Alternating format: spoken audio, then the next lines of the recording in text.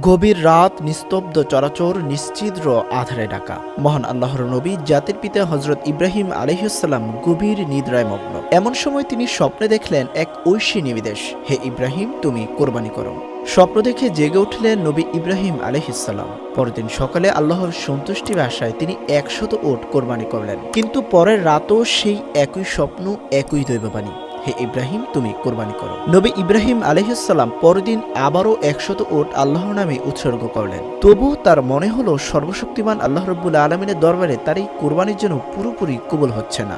তৃতীয় রাতেও নিদ্রার মাঝে ভেসে এলো সেই একই নির্দেশ, তবে এবার আরো সুস্পষ্ট, হে ইব্রাহিম, তুমি তোমার সবচেয়ে প্রিয় বস্তুটি কোরবানি করো। পরদিন সকালে হযরত ইব্রাহিম আলাইহিসসালাম গভীর চিন্তায় মগ্ন হলেন। 2 দিনে 200 উট কোরবানি করলাম, তবু কেন আমার প্রভুর সন্তুষ্টি অর্জন করতে পারছি না? আল্লাহ রাব্বুল আলামিন আমার কাছে ঠিক কি চাইছেন? বহু ভাবনা চিন্তার পর তার অন্তর্দৃষ্টি খুলে গেল। তিনি বুঝতে পারলেন আল্লাহ তাকে স্বপ্নে তার জীবনের সবচেয়ে প্রিয়, সবচেয়ে মূল্যবান সম্পদ কোরবানি করতে বলেছেন।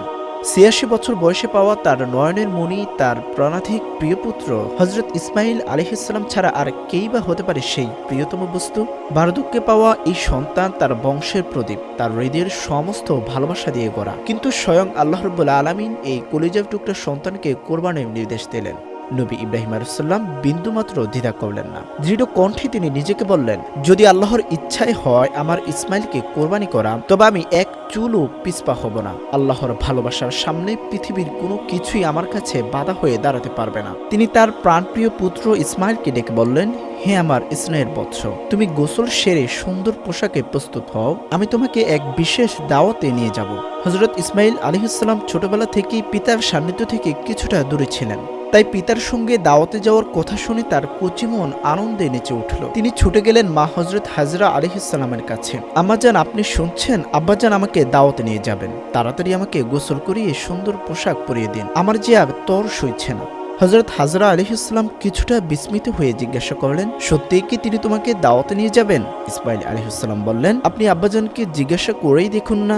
হযরত হাজরা আলাইহিসসালাম তখন হযরত ইব্রাহিম আলাইহিসসালামকে জিজ্ঞাসা করলেন, আমার প্রাণের স্বামী, শুনলাম আপনি নাকি ইসমাইলকে নিয়ে বিশেষ দাওয়াতে যাবেন। তিনি উত্তর দিলেন, হ্যাঁ হাজরা, তুমি ঠিকই শুনেছ। ইসমাইলকে পরিচ্ছন্ন করে সুন্দর পোশাক পরিয়ে দাও, আমি তাকে এক গুরুত্বপূর্ণ দাওয়াতে নিয়ে যাব।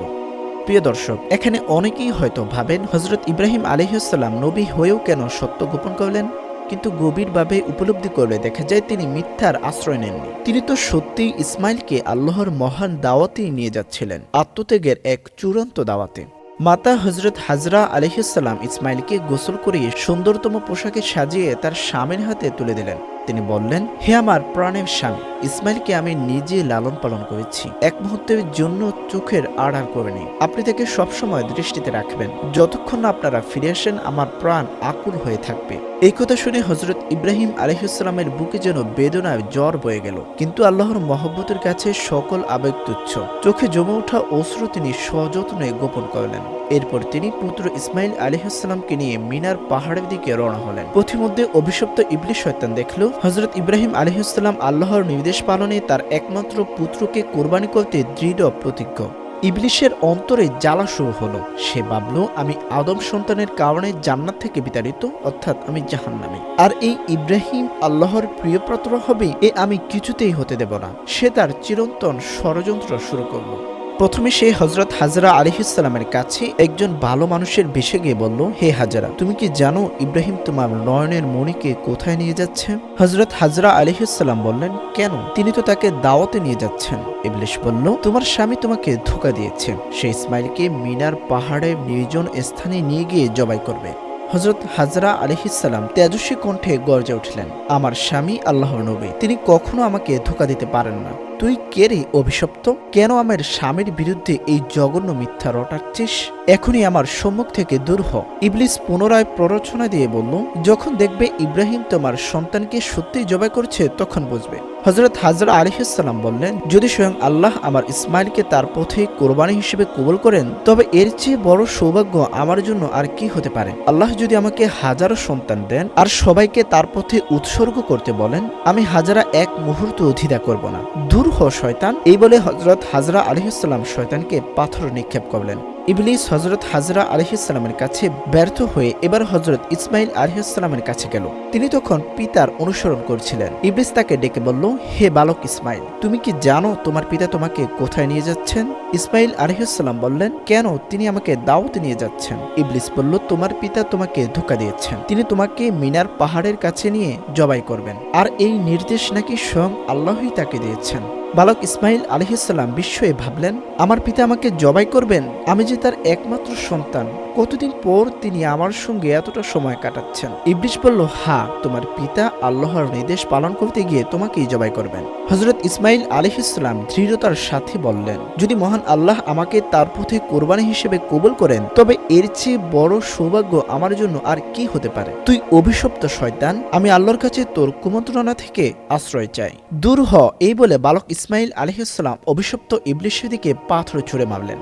এই ঘটনার স্মৃতিতেই আজও হজযাত্রীরা মিনায় শয়তানকে পাথর নিক্ষেপ করেন। অবশেষে হযরত ইব্রাহিম আলাইহিস সালাম তার প্রাণপ্রিয় পুত্র ইসমাইলকে নিয়ে মিনার প্রান্তরে পৌঁছালেন। তাফসিরে রুহুল মাআনিতে এসেছে, জবাই করার পূর্বে হযরত ইব্রাহিম আলাইহিস সালাম পুত্র ইসমাইলের সাথে পরামর্শ করতে চাইলেন। কুরআনুল কারীমের ভাষায় তিনি বললেন, হে আমার স্নেহের বৎস, আমি স্বপ্নে দেখেছি যে আমি তোমাকে জবাই করছি। এখন এ বিষয়ে তোমার অভিমত কি? হযরত ইসমাইল আলাইহিস সালাম শান্ত অথচ দৃঢ় কণ্ঠে উত্তর দিলেন, হে আমার পিতা, আপনি যা আদিষ্ট হয়েছেন তাই করুন। ইনশাআল্লাহ আপনি আমাকে ধৈর্যশীলদের অন্তর্ভুক্ত পাবেন। হযরত ইসমাইল আলাইহিস সালাম এর এই অবিচল জবাব শুনে হযরত ইব্রাহিম আলাইহিস সালামের অন্তর প্রশান্তিতে ভরে গেল। হযরত ইসমাইল আলাইহিস সালাম বললেন, আব্বাজান, আমাকে জবাই করার আগে আমার কয়েকটি অনুরোধ আছে, দয়া করে সেগুলো রক্ষা করবেন। ইব্রাহিম আলাইহিস সালাম বললেন, বৎস, তুমি যা বলবে আমি তা পালনের যথাসাধ্য চেষ্টা করব। ইসমাইল আলাইহিস সালাম বললেন, প্রথমত আমার হাত পা শক্ত করে বাঁধবেন। কোরবানির সময় পশুরা যেমন যন্ত্রণায় ছটফট করে, আমিও যদি তেমন করি আর তাতে আপনার পবিত্র শরীরে আঘাত লাগে, তবে তা হবে আপনার প্রতি আমার চরম বেয়াদবি। আমি চাই না জীবনের শেষ মুহূর্তে আপনার সাথে কোনো প্রকার অসম্মানজনক আচরণ করতে। দ্বিতীয়ত, জবাইয়ের সময় আমার চোখ কাপড় দিয়ে বেঁধে নিন। যদি আমার মুখের দিকে তাকান, তবে আপনার মনে দয়া জাগতে পারে, যা আল্লাহর আদেশ পালনে বাধা সৃষ্টি করতে পারে। আমি চাই না আমার প্রতি দয়ার কারণে আপনি আল্লাহর হুকুম পালনে বিন্দুমাত্র বিচ্যুত হন। তৃতীয়ত, জবাইয়ের পর আমার রক্তমাখা জামাটি আমার স্নেহময়ী আম্মাজানের কাছে পৌঁছে দিয়ে আমার সালাম জানাবেন। তাকে বলবেন, এই ত্যাগের বিনিময়ে আল্লাহ যেন আমাদের জান্নাতে একত্রিত করেন, আর তিনি যেন আল্লাহর এই সিদ্ধান্ত সন্তুষ্ট চিত্তে মেনে নেয় এবং আমার জন্য অধিক শোক না করেন। পুত্রের এই ঈমানদীপ্ত কথা শুনে হযরত ইব্রাহিম আলাইহিস সালামের হৃদয় শ্রদ্ধায় ও ভালোবাসায় পরিপূর্ণ হয়ে গেল। তিনি তার আস্তিনের নিচে সযত্নে রাখা দড়ি ও তীক্ষ্ণ ছুরি বের করলেন। ইসমাইল আলাইহিস সালামের হাত পা বাঁধলেন, নিজের চোখে কাপড় বাঁধলেন এবং পুত্রকে মাটিতে শুইয়ে দিলেন। ছুরি হাতে তিনি প্রস্তুত। তার কলিজার টুকরা একমাত্র সন্তানকে তিনি আল্লাহর নামে কোরবানি করতে চলেছেন। আল্লাহর আদেশের সামনে আজ কোনো শক্তি তাকে বাধা দিতে পারবে না। এই অভূতপূর্ব দৃশ্য দেখে আসমান জমিনের ফেরেশতারা পর্যন্ত প্রকম্পিত হলেন। তারা আল্লাহর তাসবিহ ও পবিত্রতা ঘোষণা করতে লাগলেন। হযরত ইব্রাহিম আলাইহিস সালাম ইসমাইলের গলায় ছুরি চালাতে প্রস্তুত হলেন। ঠিক সেই মুহূর্তে আল্লাহ রাব্বুল আলামিন ছুরিকে নির্দেশ দিলেন, হে ছুরি, খবরদার, তুমি ইসমাইলের গলার একটি পশমও কাটবে না। যদি তার একটি পশমও কাটে, তবে তোমার জন্য জাহান্নামের আগুন নির্ধারিত হয়ে আছে। ইব্রাহিম আলাইহিস সালাম বিসমিল্লাহি আল্লাহু আকবার বলে ধারালো ছুরি চালালেন, কিন্তু আল্লাহর নির্দেশে সেই ছুরি হযরত ইসমাইল আলাইহিস সালামের পবিত্র গলার একটি পশমও কাটতে পারে নাই। তিনি বারবার চেষ্টা করলেন, কিন্তু কিছুতেই গলা কাটছে না। বালক ইসমাইল আলাইহিস সালাম বললেন, আব্বাজান, সম্ভবত আমার প্রতি স্নেহের কারণে আপনি পূর্ণ শক্তিতে ছুরি চালাতে পারছেন না। আপনার সমস্ত শক্তি দিয়ে আঘাত করুন। আমরা যদি আল্লাহর নির্দেশ পালনে ব্যর্থ হই, তবে তার দরবারে আমাদের জবাবদিহি করতে হবে। হযরত ইব্রাহিম আলাইহিস সালাম পুনরায় সর্বশক্তি দিয়ে ছুরি চালালেন, কিন্তু এবারও ছুরি কাটল না। অপার বিস্ময়ে ও কিছুটা ক্ষোভে তিনি ছুরিটি দূরে নিক্ষেপ করলেন। সেটি গিয়ে একটি পাথরে আঘাত হানল, আর সঙ্গে সঙ্গে পাথরটি দ্বিখণ্ডিত হয়ে গেল। তিনি ছুরিটি তুলে নিয়ে আবার চেষ্টা করতে প্রস্তুত হলেন। ঠিক সেই মুহূর্তে আল্লাহ রাব্বুল আলামিন হযরত জিবরাইল আলাইহিস সালামকে নির্দেশ দিলেন, হে জিবরাইল, তুমি এখনই জান্নাত থেকে একটি রুষ্টপুষ্ট দুম্বা নিয়ে যাও। ইসমাইলকে সরিয়ে তার স্থানে সেই দুম্বাটিকে রেখে দাও। চোখের পলকে হযরত জিবরাইল আলাইহিস সালাম জান্নাত থেকে সুন্দর একটি দুম্বা নিয়ে এলেন। এই দুম্বাটি ছিল হযরত আদম আলাইহিস সালামের পুত্র হাবিলের কোরবানির সেই দুম্বা, যা আল্লাহ বিশেষভাবে সংরক্ষণ করে রেখেছিলেন।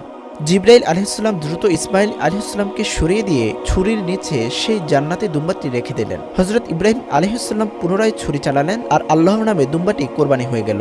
কোরবানি সম্পূর্ণ করে তিনি স্বস্তির নিঃশ্বাস ফেলে বললেন আলহামদুলিল্লাহ। তিনি তখনও ভাবছিলেন তার পুত্র ইসমাইলই কোরবানি হয়েছে, কিন্তু চোখ খুলে তিনি দেখলেন ইসমাইল অক্ষত অবস্থায় তার পাশে দাঁড়িয়ে হাসছে, আর কোরবানি হয়েছে একটি জান্নাতি দুম্বা। তিনি বিস্মিত হয়ে হযরত জিবরাইল আলাইহিস সালামকে জিজ্ঞেস করলেন, ভাই জিবরাইল, আল্লাহ কি আমার কোরবানি কবুল করেননি? আমি তো ইসমাইলকে কোরবানি করতে পারলাম না। হযরত জিবরাইল আলাইহিস সালাম বললেন, হে আল্লাহর বন্ধু, আল্লাহ আপনার প্রতি অত্যন্ত সন্তুষ্ট। আপনি তার আদেশ পালনে পুত্রকে কোরবানি করতে দ্বিধাহীন চিত্তে প্রস্তুত হয়েছিলেন। আপনার পুত্র ইসমাইলও আল্লাহর নির্দেশ পালনে নিজের প্রাণ উৎসর্গ করতে প্রস্তুত ছিল। আপনাদের এই অতুলনীয় ত্যাগ ও আনুগত্যে আল্লাহ রাব্বুল আলামিন অত্যন্ত প্রীত ও সন্তুষ্ট হয়েছেন। এটি ছিল আপনাদের জন্য এক কঠিন পরীক্ষা, আর সেই পরীক্ষায় আপনারা উভয়ই সসম্মানে উত্তীর্ণ হয়েছেন। আল্লাহ জান্নাত থেকে এই দুম্বাটি পাঠিয়েছেন যা আপনি এইমাত্র কোরবানি করলেন। পবিত্র কুরআনুল কারীমের সূরা আস-সাফফাত এর 103 থেকে 109 নম্বর আয়াতে ঘোষণা দিয়ে বলেন, অবশেষে যখন তারা উভয়ই আনুগত্য প্রকাশ করল এবং ইব্রাহিম তার পুত্রকে উপর করে শায়িত করল জবাই করার জন্য, তখন আমি তাকে ডেকে বললাম, হে ইব্রাহিম, তুমি তো স্বপ্নকে সত্যে পরিণত করে দেখালে। এভাবেই আমি সৎকর্ম পরায়ণদের পুরস্কার করে থাকি।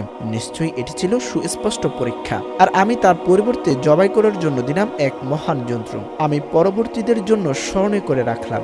ইব্রাহিমের উপর শান্তি বর্ষিত হোক।